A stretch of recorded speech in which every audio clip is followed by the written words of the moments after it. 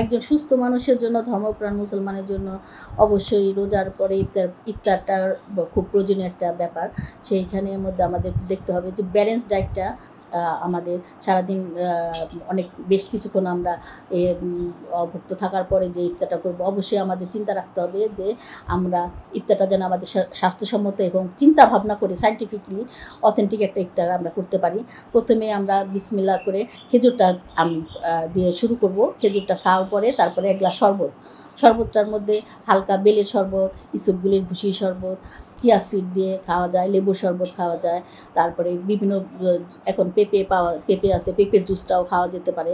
এক এক দিন এক এক ভেরিয়েশন হিসেবে শরবত খাওয়ার পরে তারপরে আমি ছোলা সিদ্ধ, ছোলা ভুনা, তারপরে মটরশুঁটি দিয়ে পুদিনা পাতা দিয়ে তারপরে এটা খাওয়া যেতে পারে। তারপরে বেশি যাদের নাকি ভাজা পোড়ার খেতে সমস্যা, গ্যাস্ট্রিকের সমস্যা, তারা মৌসুমি ফল আছে সেগুলি পেঁপে, পেয়ারা, আমড়া, তারপরে কলা, তারপরে চিরা, দই চিরা একটা আদর্শ একটা খাদ্য। দই চিরা প্লাস কলা মিক্সড করে সেটাও খাওয়া যেতে পারে। ইফতারির সময় সবারই একটা আকর্ষণ থাকে যে ওই যে আমাদের যে ট্র্যাডিশন যে ভাজা পোড়াটা এড়িয়ে চলাটাই উত্তম বলে মনে করি। আমরাও যে বেগুনি, আলু চপ, পেঁয়াজু, এগুলো যদিও মুখরোচক খাদ্য খাওয়ার একটা ট্র্যাডিশন আছে, কিন্তু এগুলি এড়িয়ে চলাটাই উত্তম মনে করি আমি। এই ফ্রুটসটা খাওয়া, তারপরে আমি খিচুড়ি, সব মিক্সড ভেজিটেবলস দিয়ে একটা খিচুড়ি তৈরি করে খেলে সেটাও ভালো। মাগরিবের নামাজের 1 ঘন্টা পরে সে একটা কেউ যদি খায় রাতের বেলা রুটি খাবে, আর ভাতের সাথে একটা সবজি, ডাল, তারপরে 1 পিস মাছ, আর অথবা মাছ অথবা মুরগি অল্টারনেটভাবে ছোটো মাছ খাওয়া যেতে পারে। এভাবে করে আমরা যদি ডায়েট প্ল্যানটা করি তাহলে আমাদের জন্য খুব ভালো হয়। ইফতারিতে এবং সেহরিতে অবশ্যই প্রথমে আগে ডাক্তারের পরামর্শ নিয়ে রোগীর ধরন, সব রোগের একই রকম চিকিৎসাপত্র না, ডাক্তারের পরামর্শ অনুযায়ী। এবং অনেক আছে প্রেগনেন্ট মাদার, ল্যাকটেশন মাদার, দুগ্ধবতী মা, তারা রোগীর পরামর্শ অনুযায়ী কোন খাবারটা তাদের জন্য প্রয়োজনীয় সেটা এক একজনের আছে যে খাবারটা তার শরীরের জন্য ক্ষতিকর সেই খাবারটা সম্পূর্ণ অ্যাভয়েড করতে হবে, এবং যেটা প্রয়োজনীয় তাদের সেই খাবারটা বেশি পরিমাণে খেতে হবে।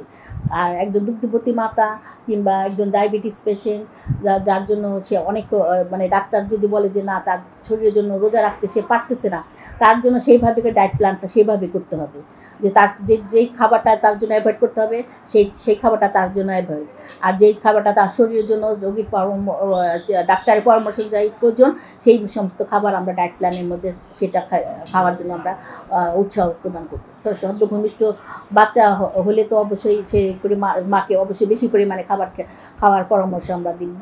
তার মধ্যে নর্মাল আমরা যেটুকু পরিমাণে একটা মানুষের খাবার যত পরামর্শ দেই, একজন দুগ্ধবতী মাকে তার চেয়ে একটু বেশি পরিমাণে খাওয়ার জন্য পরামর্শ দেয়, এবং সে বাচ্চাকে দুধ খাওয়ানোর জন্য যদি তার প্রয়োজন হয় ডাক্তারদের পরামর্শ অনুযায়ী সে যদি রোজা রাখতে না পারে, তাহলে সে যেই খাবারগুলিতে তার বাচ্চার নিজের চাহিদা এবং বাচ্চার চাহিদা পূর্ণ হয় সেইভাবে করে আমরা শিং মাছ, লাউ, তারপরে কালিজিরা ভর্তা, তারপরে দুধটা তারও বেশি খাওয়াতে হয়, আর খেজুর, মৌসুমি ফল প্রচুর পরিমাণে খেতে হয় দুগ্ধবতী মার জন্য।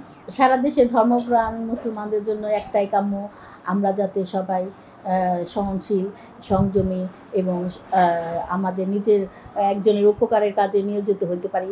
এবং আমাদের রমজানের প্রধান শিক্ষাই আমাদের সংযম, এবং আমাদের একজনের বিপদে একজনকে সহযোগিতা করা, এবং আমরাও যাতে নিজেরাও ভালো থাকি এবং সবাইকেও যাতে ভালো থাকার জন্য সহযোগিতা করি, এটাই আমাদের মূল লক্ষ্য।